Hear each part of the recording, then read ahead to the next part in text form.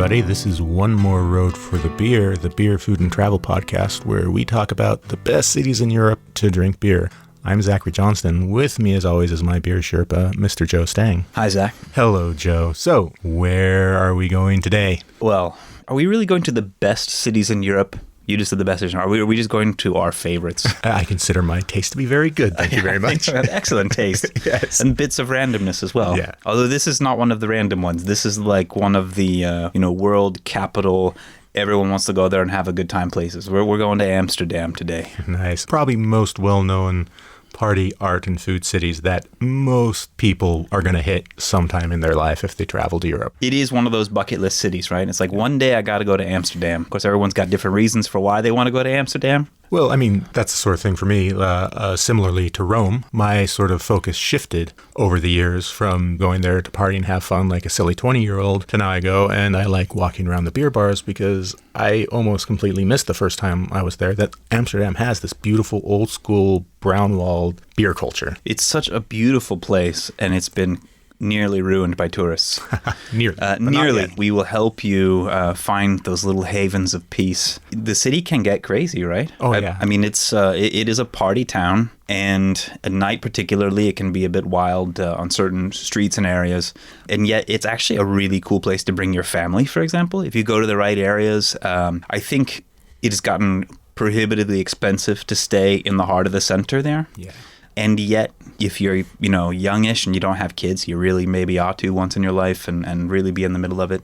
Either way, you can stay on the outskirts. You can stay in Haarlem. Right. It's easy to take a train in. You can take the train from The Hague, man. It's really easy to get around. In the city, I mean, when you're talking about staying outside the center, there are trams that will take you everywhere, and it's, $2. You pay with your card at the platform for a ticket, get a day ticket. It's like $5, $6, maybe $7 now. And we're talking like 3-4 tram stops, and you're out of the center, and you're in a place where the price of a hotel is going to go from 70 to 90 for, a regular 2-3-star hotel to 40, 50 fairly quickly if you're not there on a weekend. And you don't want to miss, walking around the center. Of course not. I mean, it's so beautiful, strolling past the canals, and there's so much there to see that, and it's not all a party. Yeah, and it's sort of, the way it's set up in this circular kind of U-shape kind of towards the train station, you can get lost in there for days, honestly, and always find a new little corner spot where, there might be some amazing food or a little bar with people pouring out of it, drinking on the street. Especially bars, yeah. You will not get bored over a weekend there just wandering around. Nope. So before we dive into where you go,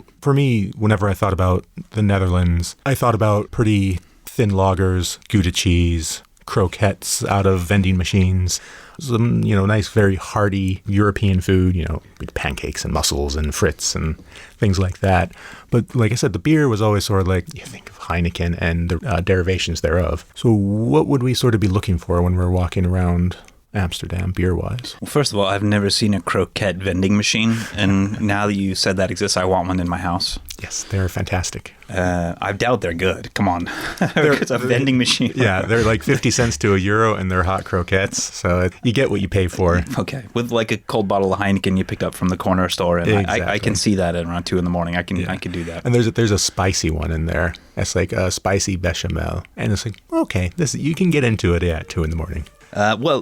There's a gamut of kind of places you can go. You do, of course, have your modern international style variety beer bars, and we're going to get in a couple of those. But I think from a cultural standpoint, beyond the excellent museums, you got to go to a brown cafe. And that is what the Netherlands, and particularly Amsterdam, does very, very well.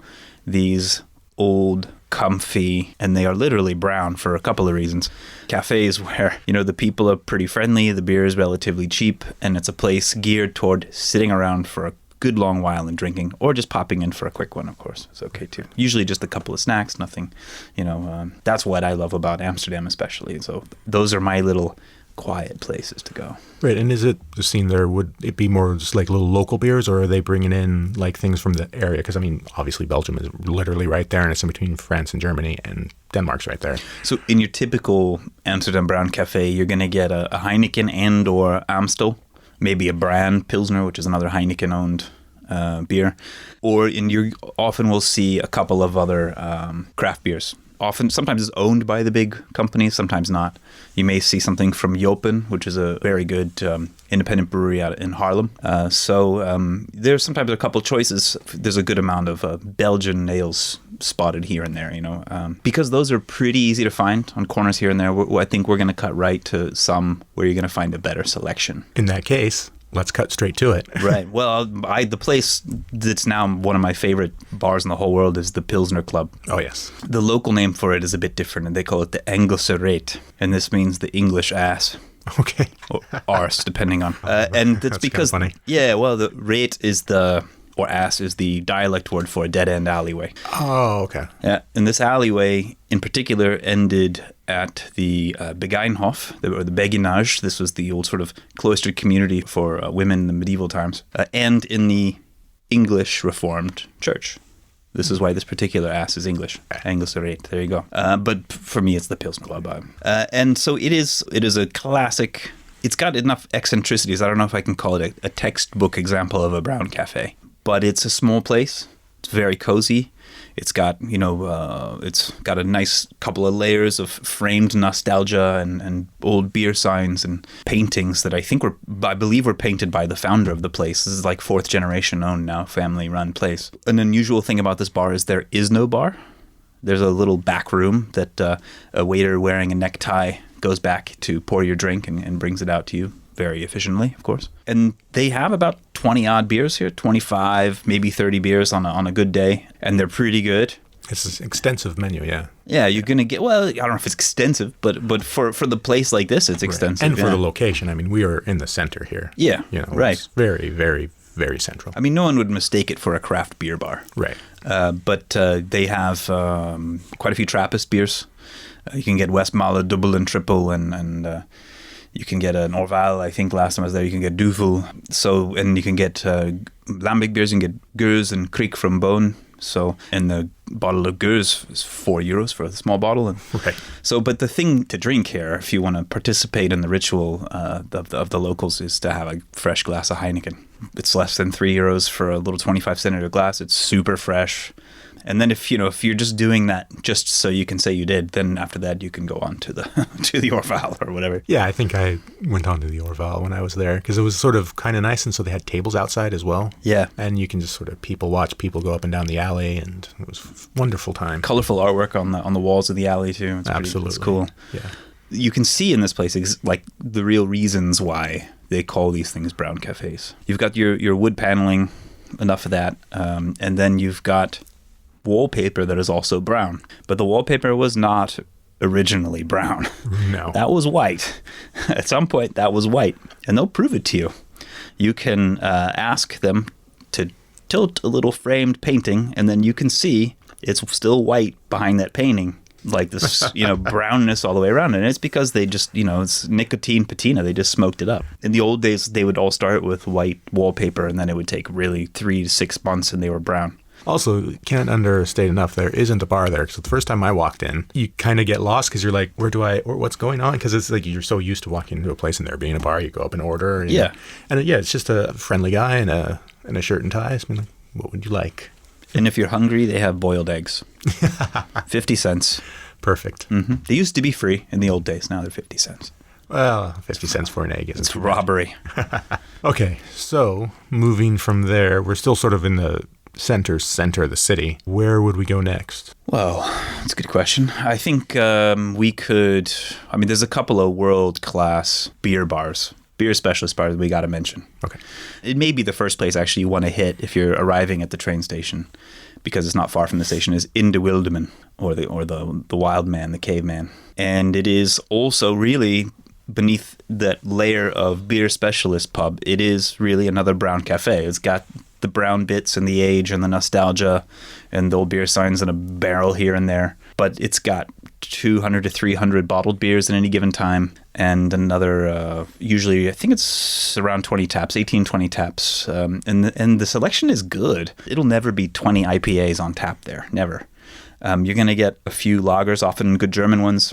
You're going to get good Belgian ales, and then you're going to get a nice sampling of better Dutch independent brewing. And it'll be strange stuff. I was checking today, and they had from Butcher's Tears, One of the local breweries, they had something called Monster Soup.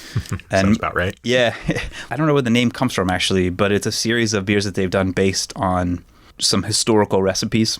And the historical recipes are not boring recipes. These are all something that have like oomph to them. Yeah, that's their jam. We'll get to it, but yeah, that's definitely their jam. Okay, we're going to talk about that. Yeah. Okay. This particular one today, anyway, was the TT Monster Soup HHD or something. They have letters to let you know what recipe is supposed to be. This is a lightly smoked porter for keeping, strongish porter, and they kept it on oak barrels for a year. I'd be very curious to know what that tastes like. I think every one of those beers is educational. So Wildman set us by the train station, like walking distance, right? Oh, easy. I think you can get there in 5-7 minutes walk from the station. Let's call it 10. That means from the minute you walk out of the airport, get on the train, you could be there in 30 minutes flat from the airport. Pretty much, yeah. There's a pretty fast express train straight from the airport. Yeah. It's 12 to 15 minutes, I think, if I remember correctly. It's slick, yeah. $7. I can't even remember anymore, but it was very cheap. Last time I was in Amsterdam, I drove to Amsterdam. All right. And I parked at the airport because it was easier than parking anywhere near the center. And that's you a just good tip. Yeah, then you hop on the express train and you're there, right in the middle of it. So that's just it. So when you get off the plane, go through immigration, and you feel like you need a beer, there will be one in your hand at a great bar in 20 or 30 minutes. Yeah. Another thing that Indewilderman has, besides, and I think I want to make clear, like if you get bored of tasting odd things, you can have a big half liter of Jever for €5, which in Amsterdam is a steal. Right. So they have a range from another brewer, actually more of a blender, called Tommy Chef. And it's really interesting stuff if you're into wild beers, half wild beers, stuff with wild yeast in it. Really tart, not quite sour, elegant, interesting beers. A lot of them with fruit in it. Like his main one, he has his own culture of mixed yeast and bacteria that he uses. And one of the better ones he does is Druif, which is with organic grapes, and he mashes it in there every different variety every year. It's really interesting stuff. It ain't cheap, but it's really if you want a bottle of something really interesting, that's a good one to go with. So we're already 2 beers in here. Let's go to a beer bar where we can get a snack, because there's a snack I really love in Amsterdam called bitterballen. Bitterballen. And it usually comes with some nice pickles and a little tube of mustard. Sometimes it just comes with a dollop of mustard, but I like when it comes with a little tube. It's like a, I don't know, novelty. I mean, they're little fried bechamel balls usually. Sometimes they change them up. No, it's not bechamel. It's not bechamel? No, it's really one of the most like disgustingly tasty things, right, or deliciously gross things. It's like a meat paste. Stewy like stew that's been pulverized. It's like a thick beef ragu, and you have to be really careful when you eat these things. And it's a fried ball, it's like crumbs or basically breadcrumb. So you get a crusty crust on the outside when it's fried. And there's an art to eating them, because if you wait too long, you get this like thick pasty mess, but you're really tasting what they taste like then. You don't really want to do that. You also don't want to eat them too fast. Too soon. Burn your tongue. Yeah, your mouth will be a desolation of blisters, and you won't be able to taste anything the rest of the trip. So you got to wait for that right moment. I don't know when that is. I've never quite figured it out. Because it's so savory and it's fried, and it's really good with beer. If you don't kill yourself eating them too fast. So I've had a couple different ones. Last time I was there, I had the stew ones, which were sort of like, it's like a fried stew ball. Yeah, I know that's hard to conceptualize, but. And then there was one I had that was sort of like a bolognese. The different flavors, that's not normal, right? I mean, you got to go to places. The classic sort of just like, this is the old school, this is it. I want to say I also had a fancy one that was like brisket and mac and cheese or something like that, but pulverized like the stew one was. Mm-hmm. And so it was sort of, it was delicious, but also just like you felt bad after you ate it, because it's sort of... So there's a great place to get a selection of them, or say a useful place. And it's the Foodhallen, just west of the center of the center. Yeah, you can walk it, but there's a tram that will get you there. Very quickly. Easy tram ride. And it's a fun food hall too. I mean, I love food halls. Indoor and outdoor. Yeah. And of course, in there you got your tacos and your sushi and your burgers and other things. There's an oyster bar, which is fantastic. Okay. You always have to hit the oyster bars. Yes. See, we'll do a show where I'm telling all the pinball museums and you do all the oyster bars. Perfect. And that will be a very fine trip. The place, I think, in the Foodhallen we're getting to here is the Ballen Bar. And it is a bitterballen specialist, and they do flavors like French truffles, tom kha gai, which is like the chicken coconut soup. I hope I said that right. There's the bouillabaisse. The one I think I like the best is the spinach with the aged cheese. Yeah, and it's sort of like it's through the slow food movement, street food movement. It's expanded off into all these flavors. So if you can think of it, there's probably somebody doing it in ball form in Amsterdam. And the plank they give you this little board that's just like a tasting plank at a brew pub or something. Yeah. And so they even scribbled down each flavor for you so you can keep track. It's all very Instagrammable. There's little flags stuck in there for you, and for sure, and it's good fun. And very conveniently, because I don't know how you would eat bitterballen without beer. There is also a beer bar in the Foodhallen. And it's got, can't remember how many taps, a dozen or so, plenty of beers, lots of bottled ones too, and good local stuff to choose from. And yeah, and the beer bar is sort of on the side, but there's also like a big central bar, so don't be confused. Like the central bar has a couple nice taps as well, but also wine and drinks and everything. And the beer bar with the selection is down on the side from where that is. So yeah, you got to kind of walk on the side to find the good You'll find beer. it. Yeah. The best thing to do in a food hall is wander around anyway, so you'll find it. And it's sort of an open format, so you can order from wherever you want to order from and go sit at any bar sort of thing and eat whatever food you want to eat and drink whatever beer you want to drink. Yeah. I like wandering around outside as well because it's an open-air grocery food market, so you can get a bag of apples or oranges or something like that to be healthy in between your fried stew balls and heavy lagers. And this part of town is it's refreshing if you've been in the center for very long.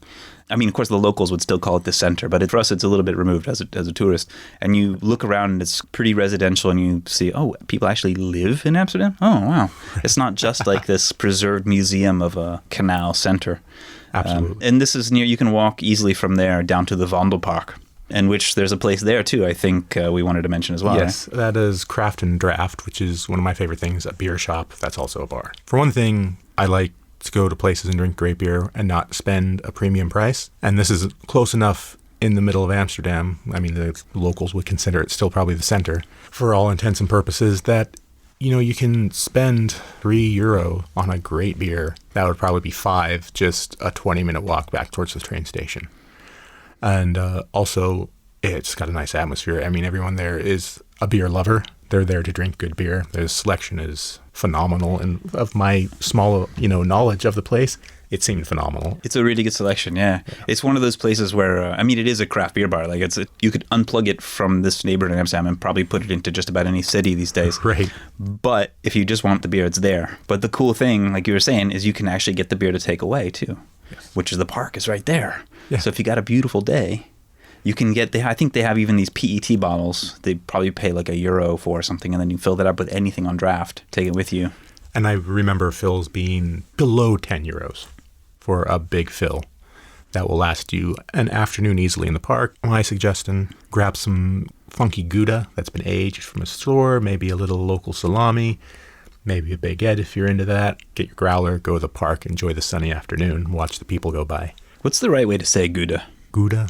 I don't know. I say Gouda. I think as Americans we have to say Gouda. Gouda, yeah. It's like we say soccer instead of football. We say Gouda, but I'm sure I think it's wrong. Like we say also Van Gogh, right? And it's like Van Gogh. Yeah, right. Yeah. We're really sorry, Dutch people, but yes. It's just how we were brought up. We're maladjusted. I butcher Dutch all the time. That's why I'm sort of trepidatious about pronouncing any of the neighborhoods, because it's just sort of like, I'm just going to butcher that. I'll tell you where the bar is on the map that I put in the Uproxx post. You can click right on it. We're not an authority on pronunciation. No. If you haven't learned that by now.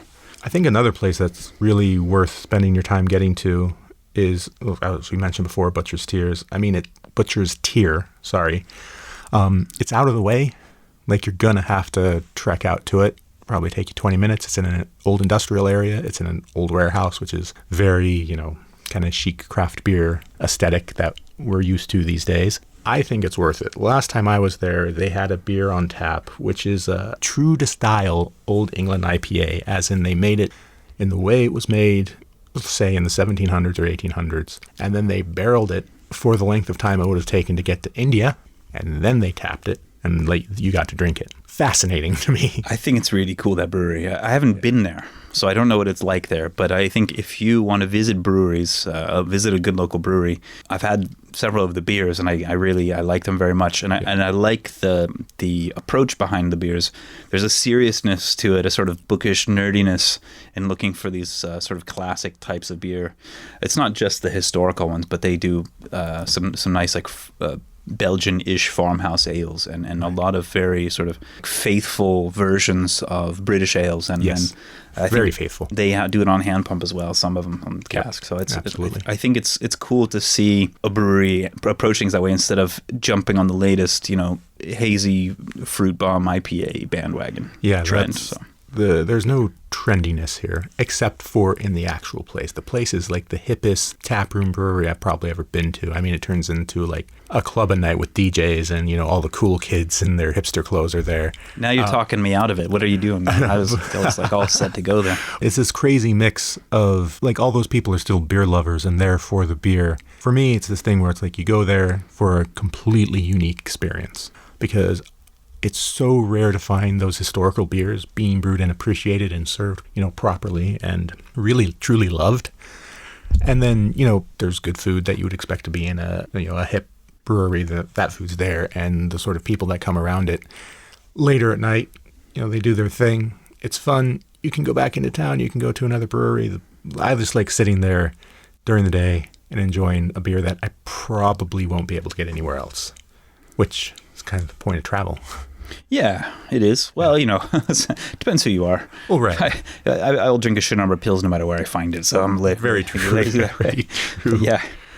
It's one of those experiences. It is out of the way. So you kind of go there, you have that experience, and you sort of, if you really fall in love with it, stay longer, party with the kids, or go back the next day, or move on to another bar. Yeah. Well, I think if we head back to the center a bit, there is one we absolutely have to mention. One of the world-class ones I mentioned, I would say. It's the Aren's Nest. And it is a classic sort of Dutch beer bar.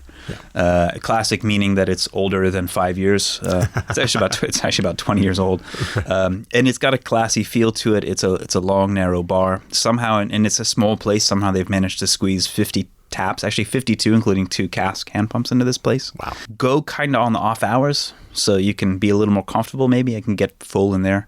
Yeah. But it's easy to get to, so it gets full. And the thing that's different about this one is it's old Dutch brewed. So it is, if you want to get to know the Dutch brewing scene, and by the way, there's more than 600 breweries in the Netherlands now. And it's not a huge country. That's a lot. And the vast majority of those are small, little independent jobbers. And this is kind of a good place to get to know it a little better. Instead of walking into, maybe a more familiar looking craft beer bar and seeing a lot of the same breweries names that you see in other places. You're not going to see Stone or Brewdog in the Aren's Nest. But you will see, besides all those different beers, you're going to see a really nice range of smoked sausage and aged cheeses as well. So that kind of thing will keep you there a while you're getting to know at least a few of those 52 beers on tap. So now everybody knows where to find us if they hear we're in Amsterdam together. Yeah, I mean, it's a good spot, man. It's a good one. What I sort of really love about the scene, as you said, there are so many breweries, and it's a tiny country, especially coming from the United States, especially coming from the West Coast. I like the idea of you go into a bar like that, you test a beer, and you know what? The next day you can pop on a train, go to that brewery, and see what they got going on if they have an open tap room or an open brewery really easily and inexpensively. Yeah, I mean, Western Europe is basically like an amusement park, right? There's all the... I mean, it's insane how quickly you can get around countries. Just in between Belgium and Netherlands, it's insane how quickly you can get back and forth. I mean, Brussels is a 90-minute ride away on the train. That's a commute for a lot of people. That was a long time coming. It didn't used to be that way. That's what's great about Amsterdam is that there are plenty of budget airlines that fly in there now, Norwegian, WOW Air, things like that. So you can get there fairly inexpensively and comfortably from the U.S.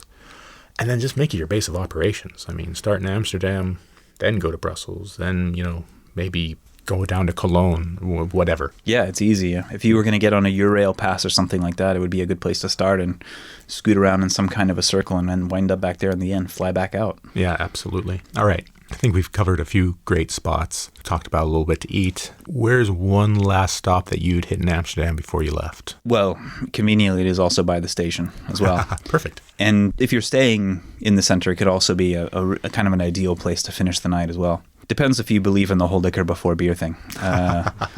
That's all the same. It can maybe hits where you start your day. I don't know. Right. But there's a really classy old Geneva bar called the Olofsport. And it is also technically basically a brown cafe, although it has a kind of apothecary look to it because of all the old Genevers and liqueurs and stuff on the shelves sitting all around. There's like some stained glass window as well, right? I might be thinking of just that area in general because it's sort of down. It's in the middle of the action. I mean, it's right in the middle. Yeah. It's straight. It's like straight south of the station. Yeah, it's really close, and then you're close to Party Zone as well. But and yet the pub is like you're usually going to get this sort of mellow level of babbling conversation. It's very chill in there, and it's quiet, and it's kind of a place to hide. With something strong if you need it. So Geneva, that's like the precursor to gin. Yeah, right? it's basically the Low Countries gin. Okay. And here it's you can get it young or old. For me, the cool thing to do, I like to get the old brown stuff, the stuff the old men are drinking. You know, I like it aged in the in the oak barrels, and it takes on that color. And then one is enough for me, really. Like it's more of an experience. This is true, everyone. This is true. One is enough for Joe when it comes to the hard stuff.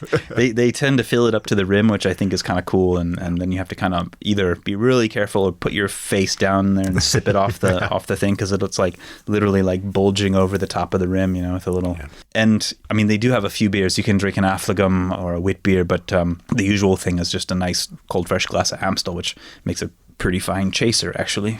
Yeah, and it's not that expensive. Last time I was there, I didn't feel like I broke the bank by having a couple Genevers and a couple of beer chasers. That's what I kind of found amazing about Amsterdam is you go to the right places, prices aren't that bad. I mean, how many Genevers do you need anyway, really? Well, I don't know, 6, 7.